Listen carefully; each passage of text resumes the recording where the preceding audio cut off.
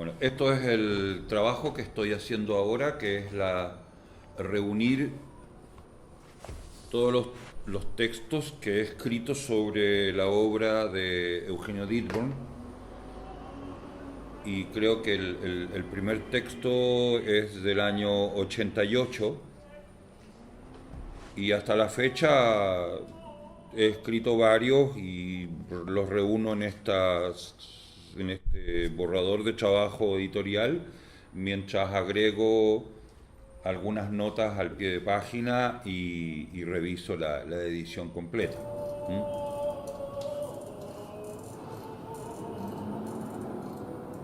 Sé que le falta cuerda, ¿no? Bueno, Marx distinguía entre dos métodos. Decía, una cosa es el método de la investigación, otra cosa es el método de la exposición. Entonces, en relación a la exposición, he puesto los textos en orden cronológico, ¿ah? Desde obras de 1975, por ejemplo, a obras del 2000 y tanto. Sin embargo, desde el punto de vista de la investigación, la obra a la que me refiero del 75 fue escrita en el 2000, o la obra sobre las cuales hablo de la coyuntura de 1981 las escribo entre el 2003 y otras en el 2018, y así sucesivamente. Entonces, en verdad, hay un orden de investigación que es completamente distinto al orden como las expongo en el libro. Y en el libro, por ejemplo, hay un montón de situaciones relativas a un libro único que es Ilvanes y Pespunte, que es del año 81, pero al cual me he dedicado particularmente entre octubre del 2017 y ahora en junio del 2018. Y no es que yo esté permanentemente trabajando sobre esto, sino que en función de ciertas invitaciones que he recibido a participar en conferencias en el extranjero, he aprovechado esas ocasiones para avanzar en la escritura. No es en ese sentido una investigación como se podría hacer en el ámbito académico. No, esto es en relación a la preocupación de siempre y que tiene algunos momentos de mayor expresividad y otros momentos de mayor concentración en el terreno de la investigación. Ahora, por ejemplo, estoy reforzando el estudio sobre Ilvanes y Pespunte. Eso es un asunto al cual yo me quisiera referir de manera particular. Esto es una fotocopia, además bien es un facsímil de un día entero de mi vida, Ilvanes y Pespuntes para una poética. Este es el cuaderno único que Eugenio Dittborn produce entre abril y mayo, junio de 1981. Y a esto he estado dedicado en los últimos meses. Lo que pasa es que es un trabajo un poco agotador, interminable, tiene 1000 entradas, entonces en este momento, por ejemplo, no, me he resistido, o sea, ya pasé la etapa de las primeras 50 páginas en que iba yo de manera secuencial, una página tras otra. Entonces he empezado a establecer relaciones entre las páginas 20 y las 140 y cosas así. Que es como el caso de este, porque busco como aproximaciones como las que podría hacer Warburg, obviamente guardando todas las proporciones, pero es una de las cosas básicas que uno hace cuando trabaja sobre elementos iconográficos tan precisos. Entonces es, por ejemplo, estas dos páginas que están separadas por 40 páginas. Entonces es una manera de ver el trabajo de Dittborn ya en otra forma que secuencial. De hecho, debiera yo recortar todas las páginas, sacar todo y empezar a trabajarlo de manera constelar en un gran muro e ir modificando las piezas de acuerdo a vecindades nuevas que se vayan planteando por la proximidad, contigüidad de las poses. En este caso no hay pose. ¿Dónde habría una pose? En el terreno, por ejemplo, de cuando uno tiene esto, por ejemplo. Ya. Tengo a Afrodita Antofagasta, está de pie. Eso es una pose, está posando. Muy bien. Acá no hay pose. Acá lo que hay es abatimiento. Hay abatimiento. De manera que el abatimiento es un modo de cómo le permite a Didbon trabajar a partir de la metáfora de la práctica del boxeo, obtener varias cosas, como por ejemplo en el boxeo se trabaja por contusión, se trabaja por contusión, y las contusiones producen erosiones y escoriaciones en la piel, ¿ah? Y eso tiene que ver con la tumefacción, es decir, de cómo una vejiga, que es como Didbon entiende la configuración del cuerpo humano, se puede constituir en un doble dispositivo, por un lado de derrame y por otro lado de imprimación o de erosión de la mancha o del elemento que gotea de la vejiga. Pero define básicamente primero el cuerpo como vejiga, y eso es lo que va a plantear en otras series en donde dice vejiga y superficie es el cuerpo. En el fondo toda la teoría del cuerpo en Didbon supone esta condición primaria de vejiga, por un lado, y luego la conversión del cuerpo en un recipiente, que es acá el recipiente, donde trabaja la fotografía en fotocopia de un recipiente de benzina que tiene dos perforaciones y por las cuales sale el líquido. Entonces, esta conversión del cuerpo en mecánica lo conduce a comparar, por ejemplo, el cuerpo mecánico de un automóvil cuyo cárter ya está sin retenes suficientemente ajustados y que gotea aceite quemado, gotea. Y es la caída de la gota de aceite sobre el pavimento. Entonces es como reducir el acto pictórico a una especie de objetividad cero, en donde no hay absolutamente presencia de ninguna sentimentalidad manual, ¿ah? Como sería el expresionismo abstracto de Jackson Pollock. En el fondo está pensando en un anti-Pollock, porque lo que permite que la superficie acoja una acometida líquida, untuosa, viscosa, sin participación de la mano, es efectivamente ponerse debajo de la fuente. Esa fuente siempre es una vejiga, ya sea porque voy a orinar, porque voy a defecar, porque voy a botar leche, porque voy a producir sudor, semen, etc. Es un poco esa teoría del cuerpo la que va a operar en la construcción de la pose y luego en la construcción de distintos gestos que ya están como sobredeterminados por la historia de la pintura, también como es el caso de la Pietà. La Pietà entonces es el descendimiento de la cruz, pero por otro lado, a través de la imagen de Ben Kit Barrett en su pelea con Emil Griffith, cuando Barrett muere en el ring, después en coma, cuando el árbitro se acerca en un tono, voy a decir la palabra, muy marial. Es como la Virgen María aceptando o tomándolo de tal manera que va a recibir el cuerpo de Cristo. En cambio, cuando un boxeador cae abatido sobre la lona de bruces y queda con la cara contra la lona, es muy distinto a la imagen de la Pietà y al descendimiento al que está sometida la figura de Ben Kit Barrett.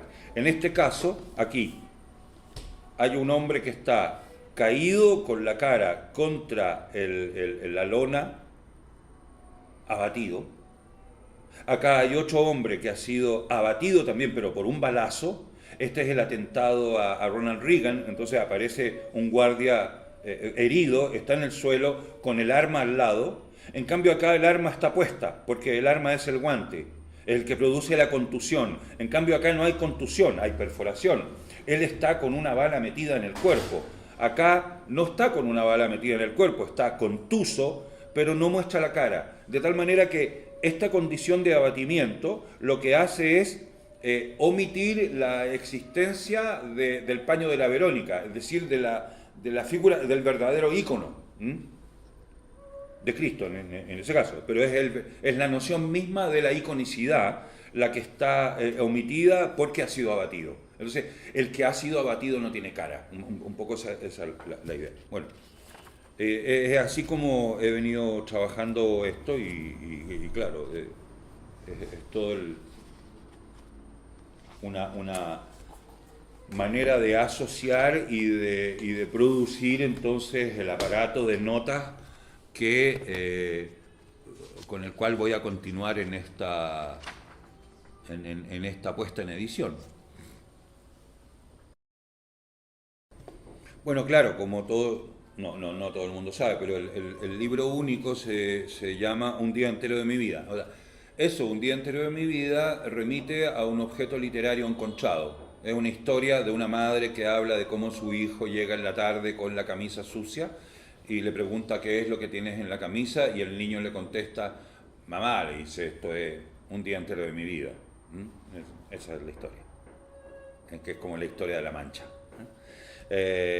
Y que la historia de La Mancha supone un sudario portátil, ¿no? Bien. Pero además tiene un subtítulo que es Hilvanes y pespuntes para una poética. Obviamente es una poética de las artes visuales, es la poética diborniana y los hilvanes y pespuntes remiten a la materialidad de la historia de hilos.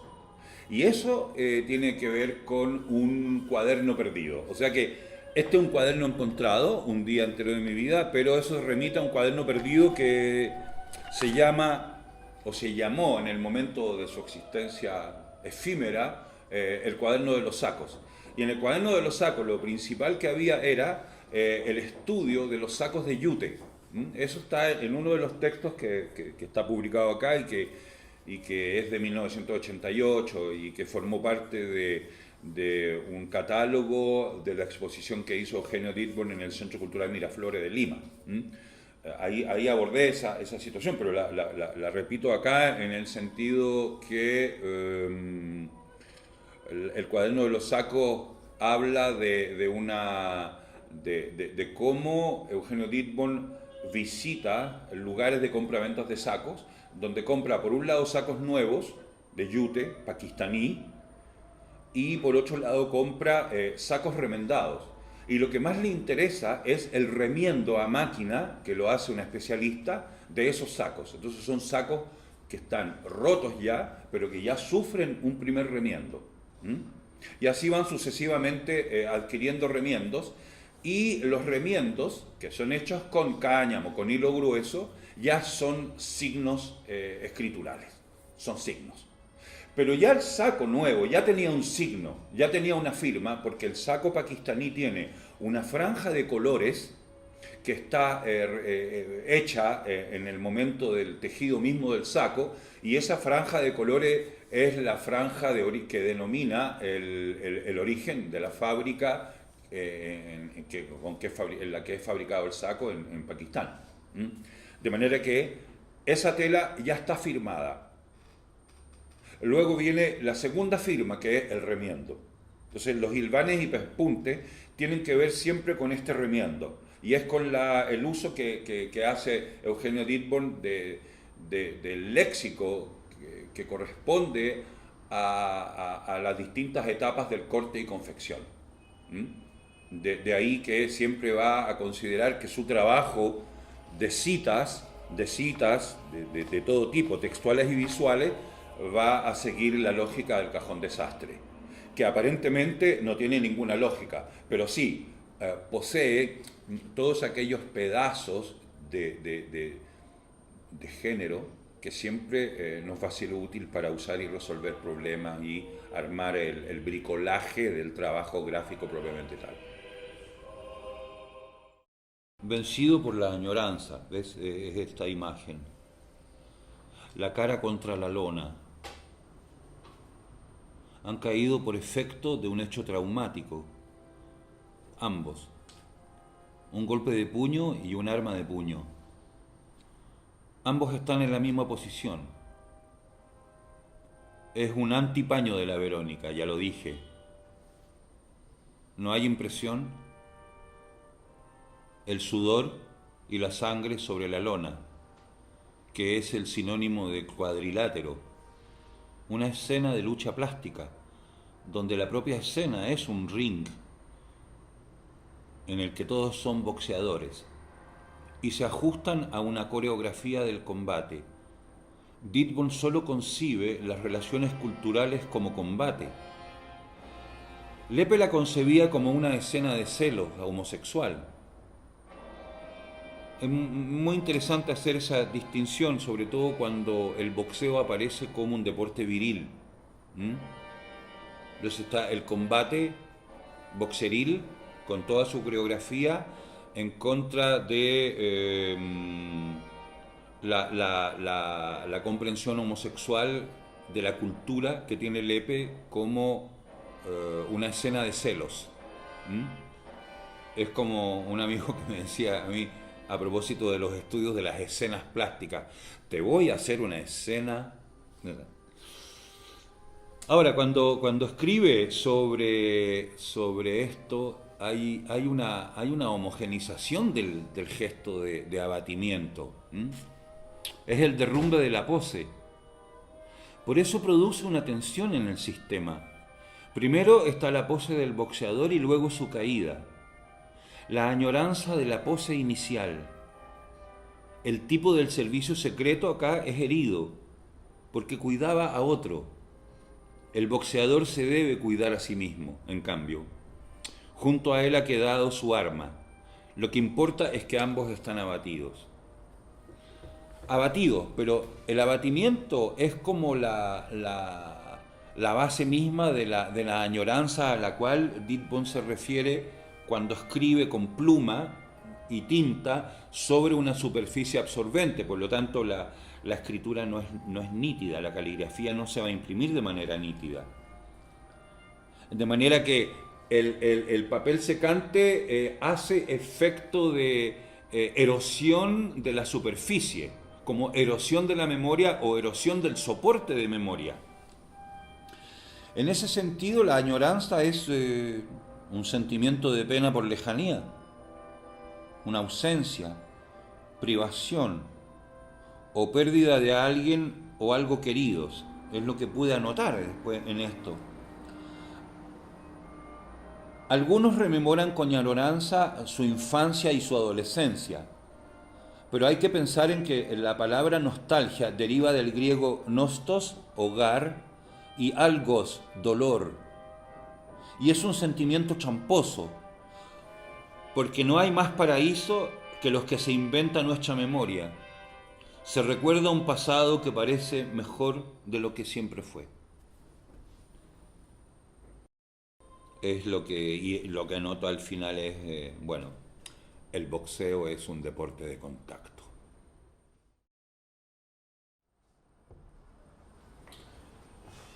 No, el tipo de trabajo, bueno, voy a borrar esto porque esto es como temporal. Para hablar del trabajo de Didbon de manera atemporal, hay que referirse al modo como arma el sistema. Entonces, por ejemplo, el boxeo. Entonces, el boxeo aparece como un telón de fondo narrativo que nos permite hablar de contusiones. Entonces, las contusiones tienen que ver con la superficie de la piel, o la piel como superficie, ¿ya? Y esto nos conduce al espacio del cuadro al final. Pero el boxeo es una escenografía también. Pero más que escenografía, yo diría que es una coreografía. Una coreografía. Voy a explicar las dos cosas. Entonces, las contusiones a través del boxeo remiten a la cara del boxeador que es más golpeado o más golpeado que membrillo de colegial, ¿no? Entonces, en el fondo, sigo el trabajo del colegial. Todo esto muy escolar. Pero el trabajo coreográfico, esto es lo más importante, porque en el fondo supone reglas, unas reglas, y supone también una historia. Entonces, la historia está localizada, y esa historia está localizada en Iquique. ¿Por qué? Porque en febrero de 1981, Dearborn más Carlos Flores del Pino y más Marcos de Aguirre. Esto me lo relató Marcos de Aguirre cuando volvió del viaje. Dearborn no me lo contó, yo lo supe. Dice, van a entrevistar al Tani Loaiza. Entonces, el tema del Tani Loaiza es que el Tani Loaiza había peleado con un tipo que se llamaba Goodrich, y había perdido. O sea, había llegado y la leyenda es que el árbitro le pisa el empeine y él hace toda la pelea herido. Y le resiste. Entonces pierde por puntos, qué sé yo. Pero en el fondo es siempre el Tani Loaiza, o después otro gran Arturo Godoy y otro gran del boxeo, siempre llegan segundo. Entonces ellos van a entrevistar al Tani Loaiza para abordar esa hipótesis sobre el vicecampeonismo. Y sobre el vicecampeonismo ya hemos hablado, porque hicimos una gran entrevista, video a Carlos Flores del Pino justamente sobre ese tema, y se puede encontrar ese trabajo en los videos que hemos hecho para el SEDA, son los primeros videos que hicimos en el Centro de Estudios de Arte. Es decir, hablamos del vicecampeonismo.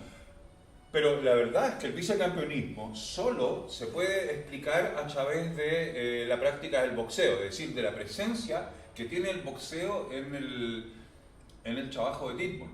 Pero esto ya es un elemento mucho más narrativo, porque en ese sentido el boxeo mismo se remite a cuestiones que tienen que ver con las reglas mismas de la representación del cuerpo en situación extrema. El boxeo va a ser una, pero después va a ser la imagen del nadador. El boxeo, por ejemplo, tiene que ver con lo tumescente. Lo tumescente. En cambio, el nadador tiene que ver con el regreso al origen. Porque siempre es un nadador que se introduce en la piscina, que va en el agua nadando. ¿Hacia dónde nada? En el fondo, nada con la corriente en contra, nada hacia la fuente del río. Es como decir, buscamos la fuente. ¿Cuál es? El hogar uterino. Entonces, volver a la fuente, Ursprung. Entonces, en Dearborn está, a través de la figura del nadador, el regreso al origen. Y a través de la figura del boxeo, la cuestión de la teoría del cuerpo. Esos son como los inicios del sistema, tal como yo lo veo. Todo esto es elaborado entre el año 77, 76, llamémonos 76, al 81. O sea, está toda la teoría dearborniana está ahí y aparece en el Vanes y Pespunte de manera ejemplar. Por eso todo lo que aparece después en la aeropostalidad, a mí me parece que es un soporte posterior. Lo que define a Dearborn no es la aeropostalidad. Eso apareció después del 85, 84 como un recurso que en política se dice cómo un recurso táctico se convierte en objetivo estratégico. Cuando el modelo, la poética dearborniana ya estaba resuelta en el Vanes y Pespunte.